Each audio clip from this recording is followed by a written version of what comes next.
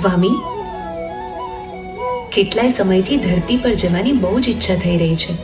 ધરતી પર? કેમ? જુઓ ને પ્રભુ, ધરતી પર આટલા બધા આવિષ્કાર થઈ ગયા છે. એકવાર જઈને જોઈએ તો ખરા. આ નવા નવા આવિષ્કાર એ આપણી શક્તિઓનો એક અંશ માત્ર છે. આ બધું મનુષ્ય માટે નવું છે, આપણા માટે નહીં. પણ પ્રભુ, આપણી શક્તિઓનો સાચો ઉપયોગ થઈ રહ્યો છે કે નહીં એ જોવા તો જઈ શકાય ને. દેવી, આ આખી આપણી જ તો રચના છે. અહીંયાથી બધું જ તો જોઈ શકો છો, તો પછી ધરતી પર કેમ જવું છે? તમારી સામે તો કોઈ પણ વાતનો તર્ક મૂકવો જ વ્યર્થ છે. દેવી, હું તમને કેવી રીતે સમજાવું કે અત્ર તત્ર સર્વત્ર માત્ર હું જ છું. પછી એ સ્વર્ગ હોય કે ધરતી.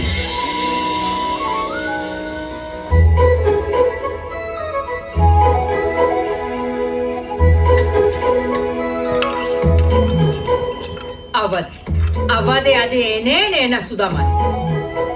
આખો દિવસ બસ ધાંધલ ધમાલ રખડપટ્ટી, જવાબદારીનો કોઈ ભાન જ નહીં. ખબર નહીં શું કરશે આ છોકરો. બહુ મજા આવી નાસ્તો નહીં તો નહીં છોડવા લોકોને. જો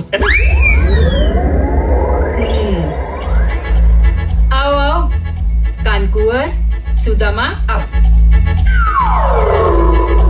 આટલા મોટા થયા, કઈ જવાબદારી જેવું છે કે નહીં?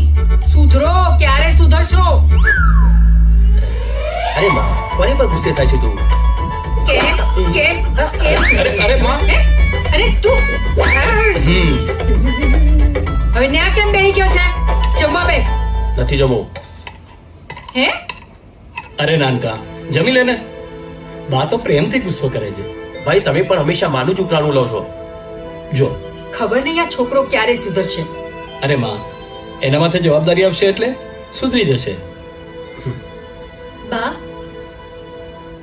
એ તો રાધા આવશે ને એટલે વિક્રમભાઈને સુધારી દેશે.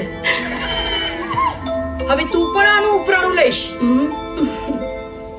બા, એક વાત કહી દઉં, તમારે જે લડવું હોય મારવું હોય ને મને મારે લેવાનું, બાકી મારા ભાઈને કશું કહેવાનું નહીં. તું તો ચૂપ જ રહેજે.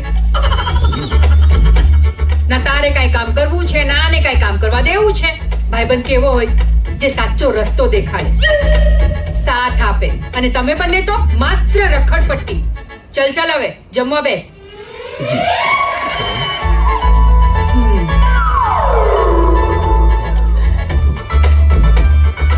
હા હા, તું બેસ. પણ મારે તો નથી જમવું. કેમ?